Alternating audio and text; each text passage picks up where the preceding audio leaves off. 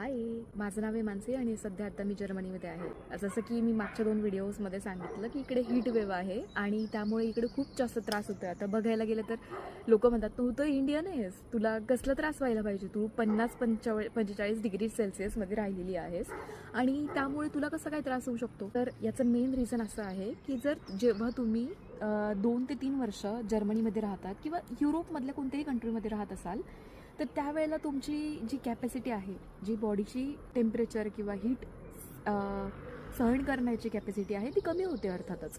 आणि जसं इकडच्या लोकांना जसा त्रास होत असेल ना, म्हणजे युरोपियन्सला, तसंच आम्हाला देखील होतो. कारण तुमच्या बॉडीला -डिग्री सेल्सिअस सहन करण्याची जर कॅपॅसिटी येते, त्याच अर्थाने तुमची हीट सहन करण्याची कॅपॅसिटीसुद्धा कमी होते. त्यामुळे इकडे जेव्हा 30च्या वरती जेव्हा पारा जातो, तेव्हा आम्हालाही खूप जास्त त्रास होतो. आणि तुम्हाला असं वाटत असेल की हेही इकडे गेल्यानंतर, म्हणजे जे पण भारतीय आहे ते युरोपमध्ये गेल्यानंतर खूपच जास्त भास मारतात. त्यांना असं वाटतं की टेम्परेचर आहे याचं खूप बाऊ करतात. ॲक्च्युली बाऊ वगैरे काही नसतो.